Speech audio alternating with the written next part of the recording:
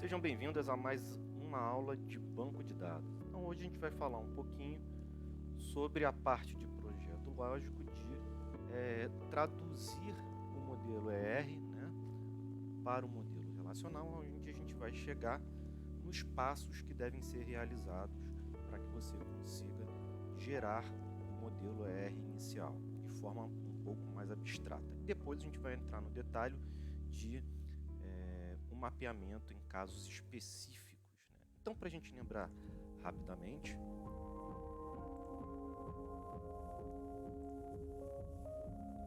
a gente está tentando seguir o objetivo, que é melhorar a performance, e aí a gente tem três restrições, né? A primeira restrição é evitar junções. A gente comentou sobre isso no outro vídeo. A segunda restrição é reduzir o número de chaves. E a terceira e última restrição que a gente tem que seguir é o de evitar campos opcionais. Então, a primeira restrição a gente já sabe que é porque junção é algo que é custoso do ponto de vista de tempo, de recurso, né? Porque quando a gente faz junção a gente acaba acessando o disco, a gente acaba fazendo operação de memória que é mais custosa no computador. Reduzir o número de chaves é porque a gente sabe que quando você gera uma chave, para otimizar, a boa parte dos bancos de dados geram índices, né? O administrador de banco de dados acaba gerando índices para poder otimizar o resgate dessas chaves. Então, quanto mais chaves desnecessárias, maior é a quantidade de índices, logo o espaço ocupado. E aí, por último, né, evitar os campos opcionais. A gente sabe porque um campo opcional, na prática, é um campo que não existe, é um campo que o banco não vai armazenar. Então, quando a gente vai fazer algum tipo de operação de manipulação, um campo do tipo vazio não é contabilizado de forma correta, não é manipulado de forma correta, e aí pode dar um resultado inesperado na nossa operação de álgebra relacional. Então vamos seguir agora, né? Vamos falar um pouquinho sobre qual é o passo a passo que a gente tem que seguir para poder começar o nosso mapeamento ou efetivamente iniciar o nosso projeto lógico, seguindo sempre aquelas restrições. Então, um macete, né? Vamos falar assim, para você começar o projeto relacional, é a gente começar inicialmente do que é mais simples. O que é mais simples do que traduzir as entidades? Não existe, certo? Então, a gente vai pegar cada entidade lá do modelo ER, né? Vai colocar lá no modelo relacional, vai escrever o nome da entidade, abrir parênteses, fechar parênteses. A gente vai gerar uma relação, uma tabela, e vai mapear diretamente cada atributo. Então, se tem lá um atributo identificador, você vai colocar o atributo identificador e os campos, né, também vão representar os atributos do modelo ER. Mas e a chave primária, as chaves estrangeiras? Esse não é o momento de você se preocupar com isso, tá certo? A gente vai se preocupar nos outros momentos. Então vamos lá. Então você colocou todas as suas relações, né? Gerou todas as suas tabelas, colocou todos os campos ou os atributos foram mapeados para os campos da sua tabela. O próximo passo é a gente começar a encontrar, né, os atributos identificadores e mapear na chave primária da tabela. Quando a gente fizer isso, naturalmente, alguns casos vão ter problema. Então, os casos que vão ter problema são os casos em que a sua entidade depende de outra entidade para identificar unicamente um elemento, uma instância que pertence a ela, né? Então, nesse caso, são as entidades fracas. E aí a gente vai depender dos relacionamentos. Então, o que a gente faz? Pegou a entidade, transformou numa relação. Pegou o atributo, transformou lá nos atributos da relação. Identificadores que já existem são mapeados. Como é que a gente faz isso? Sublinhando cada atributo, cada campo que é identificador. Em seguida, a gente mapeia os relacionamentos. Com isso, chaves estrangeiras vão aparecer e os relacionamentos que são identificadores ou que as entidades são fracas vão compor a chave primária completa. Então, como se eu falasse que se eu tenho uma entidade que depende de outra entidade para ser identificada, quando eu mapear o relacionamento que pertence a essa entidade, a chave estrangeira vai compor a chave primária. Então, tomem cuidado que no primeiro passo a gente pode tomar a decisão de fundir tabelas, só não usem isso de forma muito agressiva, porque pode ser que acabe gerando problemas de campos opcionais, tá bom? Então vamos lá, vamos ao primeiro exemplo, né? Então tem uma entidade aí, entidade pessoa, com os seguintes atributos: código, nome, endereço, data de admissão, data de nascimento e a pessoa identificada por esse código, né? Seja lá o que for esse código, tá bom? Então, primeiro passo, mapear as entidades. Como é que a gente mapeia a entidade aí? A gente vai pegar, né?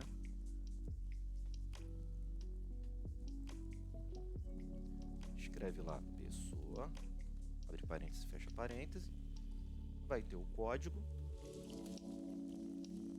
O acento aqui apareceu por causa do Word, mas não precisa. A gente tem nome, endereço, a data, admissão,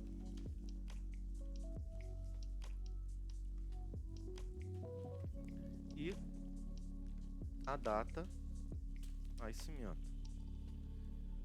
Fiz o primeiro passo, mapeei a pessoa numa tabela. Fiz o segundo passo, mapeei os atributos na tabela. Agora a gente parte para identificar os atributos que vão compor a chave primária. Como pessoa só é identificada, né, só tem como atributo identificador código, a gente vai lá e sublinha código. Então está aqui o resultado final do nosso mapeamento. Pessoa, código pessoa, nome, endereço, data, nascimento, data, admissão. Vamos ao segundo exemplo. Então, esse segundo exemplo aqui é um pouco mais complicado por conta de uma entidade fraca dependente, né?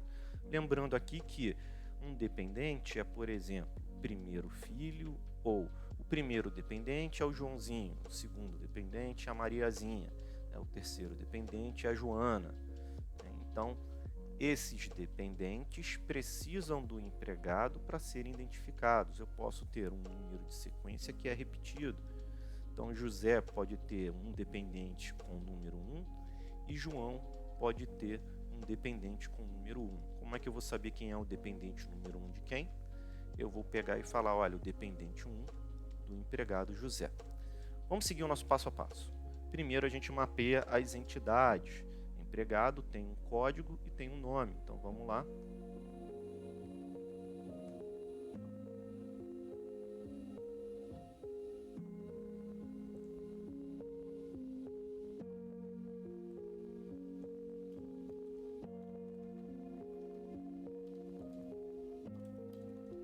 Tem um nome.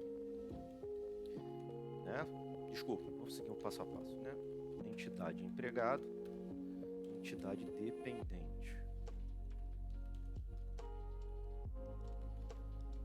Não tem mais nenhuma entidade, vou mapear agora sim os atributos. Código, nome, dependente tem um número sequência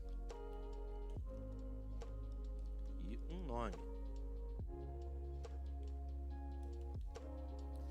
Mapeamos as entidades, mapeamos os atributos. Vamos mapear os atributos identificadores que compõem a chave primária. Então aqui, ó, um empregado tem um código, um nome e é identificado, né, pelo seu código, conforme está aparecendo lá, e um empregado tem um número de sequência e um nome dependente, né? Aonde ele é identificado pelo número de sequência. Porém, o número de sequência não é a única coisa que pertence à chave primária dele. Então está faltando alguma coisa. O próximo passo é a gente mapear o quê? Os relacionamentos. Então aqui, ó, o empregado tem vários dependentes, né? Então, o empregado, né? O empregado. Peraí, deixa eu fazer um negócio.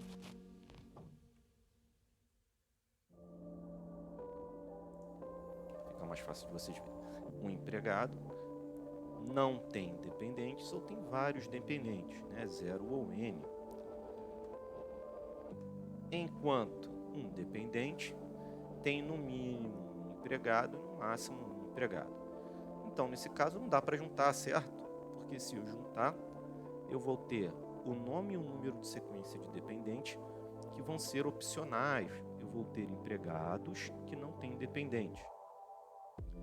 Beleza? Então, não posso juntar, por isso que eu tomei a decisão de fazer tabelinhas separadas. E aí a gente começa a discutir em quem eu tenho que representar a chave estrangeira. Se eu coloco a chave estrangeira de dependente empregado, o que vai acontecer com ela? Ela vai ser opcional, porque eu posso não ter dependente.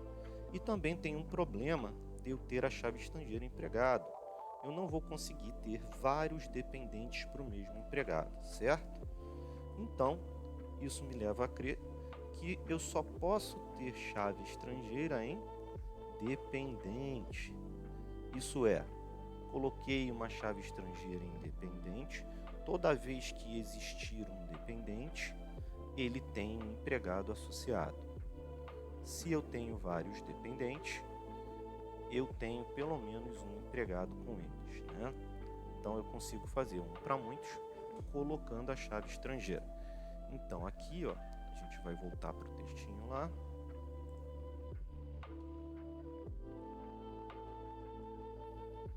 Chave estrangeira. Eu vou colocar aqui, porque a gente sabe que ela vai compor a chave primária, né? Não, vou botar aqui, chave estrangeira. Código empregado. Como é chave estrangeira, é obrigatório que você coloque, ficou grande, né? Código de onde esse código empregado vem. Se eu não colocar a referência, é só mais um campo. Então, referencia, empregado e código. Estou dizendo qual é o campo. E se a chave estrangeira fosse composta, eu ia colocar aqui, ó, vírgula, atributo 2, atributo 3, e ia mapear aqui certinho os atributos. Então, vamos ler essa frase aqui. O campo código empregado de dependente referencia a tabela empregado, aonde eu faço a junção de código empregado de dependente no código do empregado. Ok, resolvi o problema de relacionamento. E agora falta o quê? A questão da chave primária. Como o dependente é uma entidade fraca, o dependente é identificado pelo seu empregado. Então, ele vai herdar, dentro da sua chave primária, a chave primária de quem ele depende. A chave primária de empregado é o código. Então, só vou colocar aqui do lado para ficar mais fácil. Não tem problema ficar longe, mas só para ficar mais fácil de identificar, a gente vai lá e sublinha código empregado. Agora sim, se eu tenho um empregado 3, número de sequência 1, eu não posso ter outro empregado 3 com número de sequência 1, desculpa, dependente 3 com número de sequência 1 diferente. Então, né, esses dois números compostos vão identificar o dependente. Então é isso, né, pessoal? É assim que a gente faz um mapeamento no passo a passo.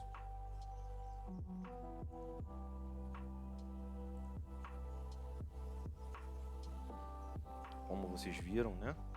O dependente é entidade fraca.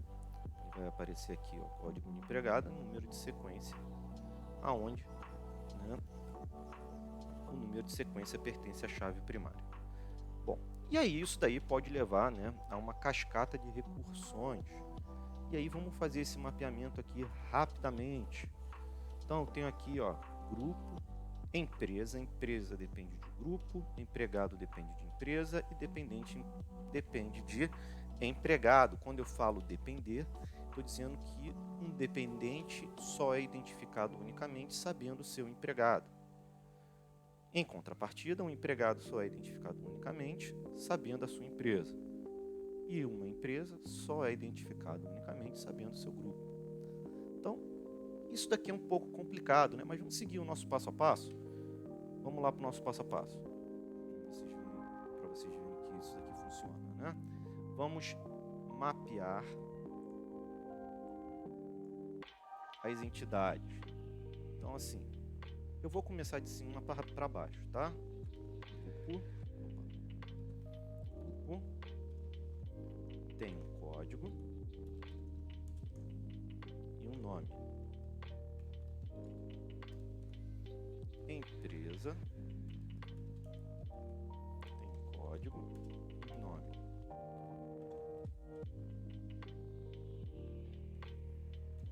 Empregado tem código e tem um nome. Pessoal, eu só estou juntando os dois primeiros passos, mas você pode simplesmente fazer tudo de uma vez, né? Então, por exemplo, grupo, empresa, empregado, dependente. Você escreve aqui.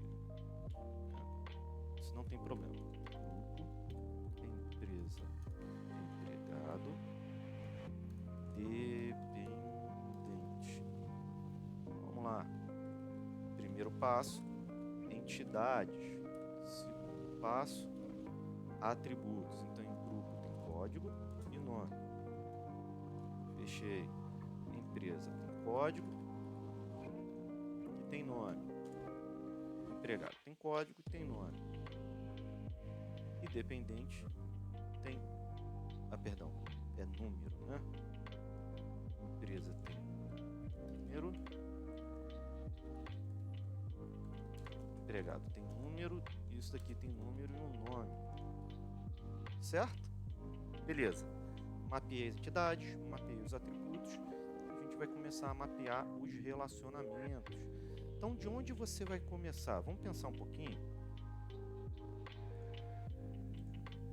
Olha, esse relacionamento aqui é uma chave estrangeira que vai depender da chave primária de empregado. Mas a chave primária de empregado também depende desse relacionamento que eu não sei. E vice-versa, né? Então, vice-versa não. E recursivamente. Para identificar a chave primária de empregado, eu tenho que identificar a chave primária de empresa, que eu também não tenho. Agora, a chave primária de empresa, eu consigo identificar por esse relacionamento aqui, ó.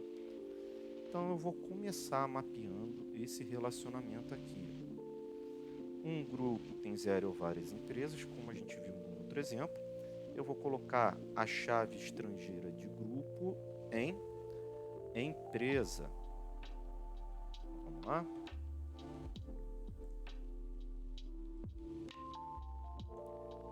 Aqui, ó.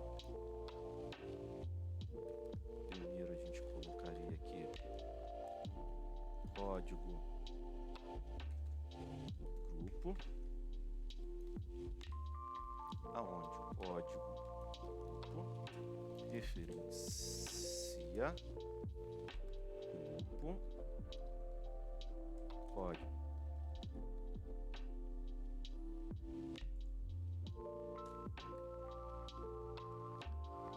Beleza. Se eu fosse fazer isso entre empresa e empregado, qual seria o problema? Eu ainda não tenho a chave primária de empresa, porque empresa é entidade fraca. Então eu já mapeei o relacionamento, eu vou mapear logo essa entidade fraca.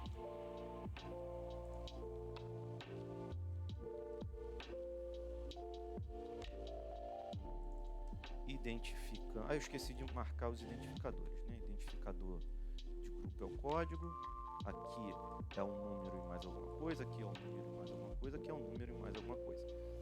Entidade fraca, chave estrangeira. Pronto.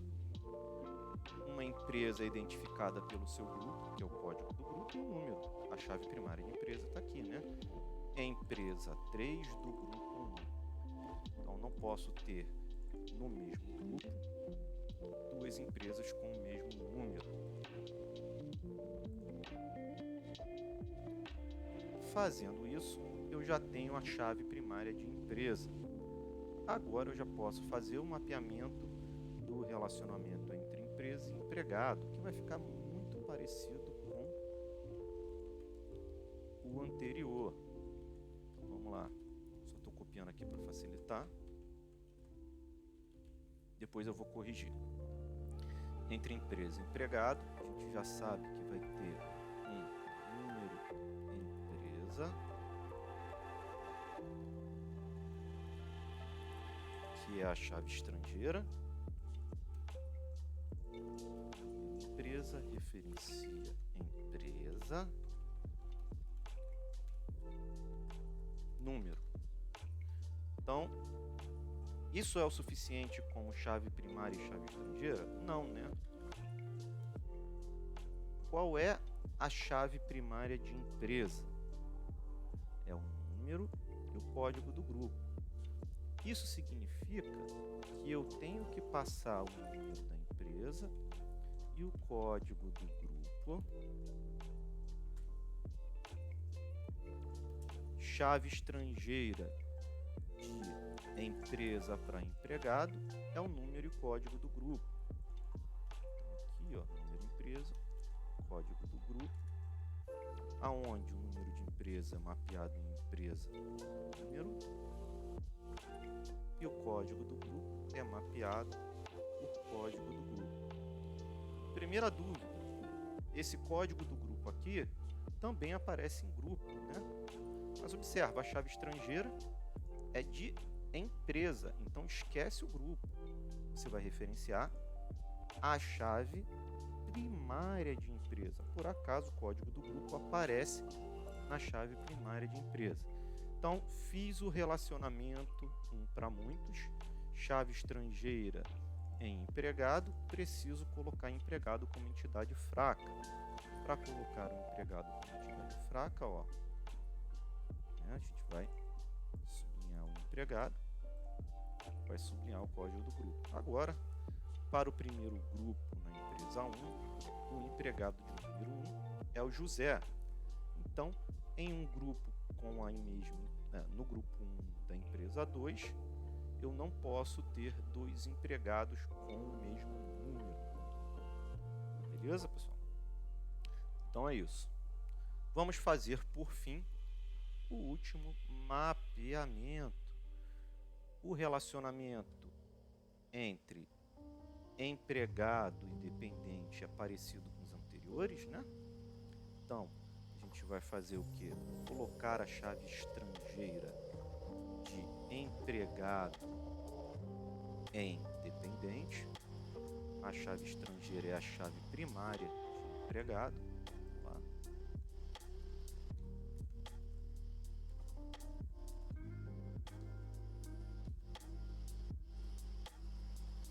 Tirar o sublinhado aqui.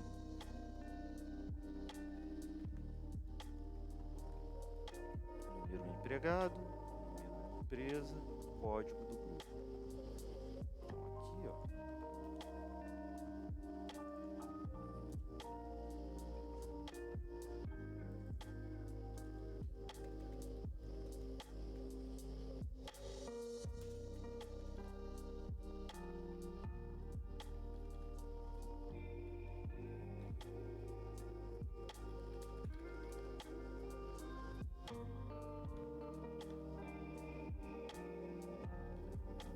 Vamos fazer o seguinte, eu vou botar número emp,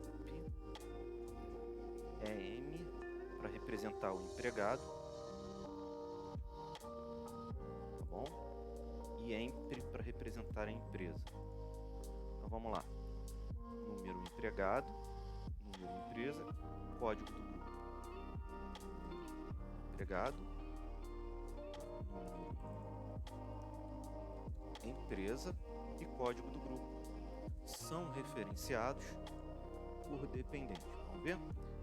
Chave estrangeira são esses três campos que têm o equivalente aqui. Número empresa é o número empregado é o número empregado daqui, código do grupo é o código do grupo daqui. Opa, mas dependente é entidade fraca, então a chave estrangeira é 1, 2, 3, tá certo? Então, é isso, né? Conseguimos fazer lá o primeiro mapeamento de projeto lógico de um modelo ER bem complicado, né? Que pode confundir. Gente, sempre comecem fazendo os relacionamentos de entidades que não têm muita dependência das outras. Se você começasse por dependente, você ia ter um problemão, você ia ter que ficar alterando o dependente. Lembra que a gente tem que ficar escrevendo isso, certo? Então a gente tem que ser rápido. Então vamos continuar aqui.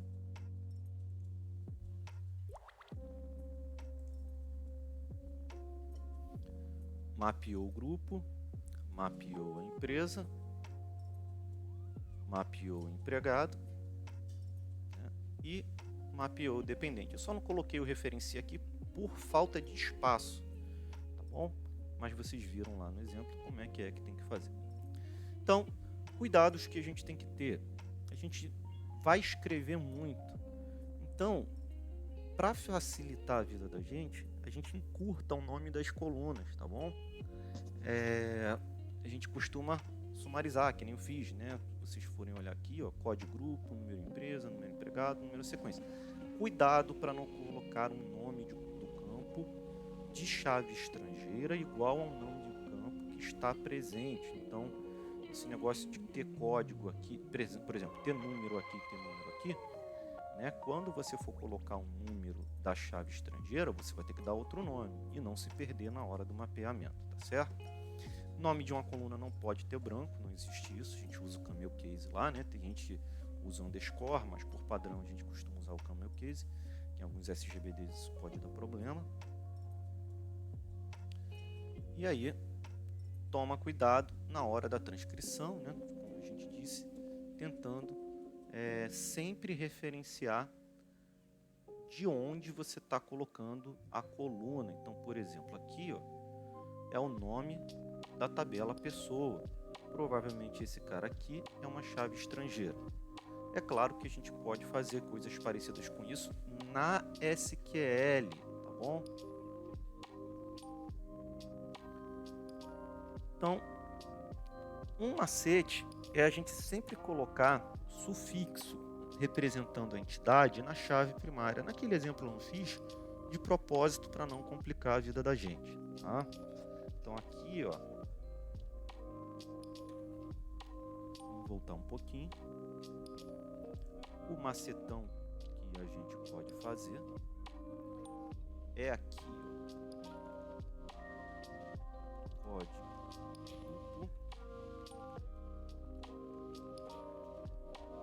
grupo. Olha como é interessante. Código do grupo aqui referencia o grupo. Então eu não preciso mais escrever isso nesse caso. Por quê? Porque o nome do campo é o mesmo, tá bom? Número.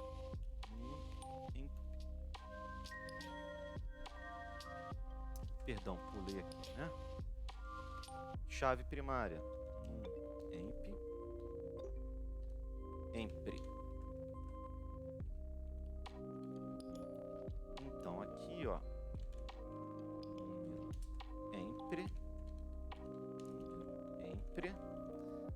e o código grupo. Aonde empresa eu tenho o número empre? Tenho, ó. Eu tenho código grupo? Tenho. Então eu não preciso mais dizer explicitamente qual é o campo. Dependente, a mesma coisa. Dep. Não, desculpa, estou pulando sempre, né? Número empregado. Emp. Então aqui, número empresa. Não, número empregado, número empresa, código grupo. Beleza. Então agora aqui, ó,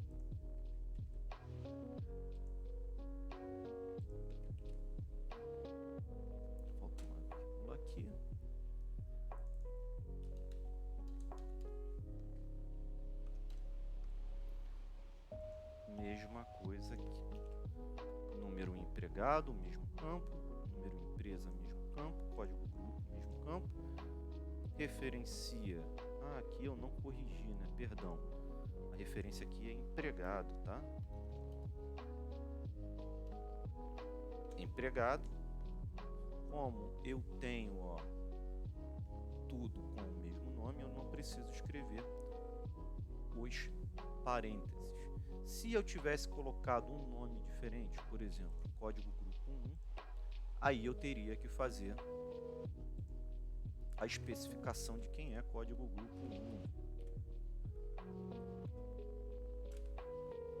Tá bom? Mas o macete é colocar dessa forma aqui para os campos ficarem equivalentes. Você ter que escrever menos, né? A gente não precisa escrever a repetição dos campos lá. Beleza, pessoal? Então, essa etapa agora, a gente falou um pouquinho sobre o mapeamento, né, do modelo ER para o modelo relacional. No próximo vídeo, a gente vai falar um pouquinho sobre as técnicas de mapeamento de acordo com o caso. Então, olha, como é que eu mapeio uma entidade? Vou criar uma entidade como uma tabela própria, vou juntar a tabela, vou criar uma entidade que vai representar o relacionamento. Então a gente vai começar a discutir os casos um para muitos, muitos para muitos. Então é isso.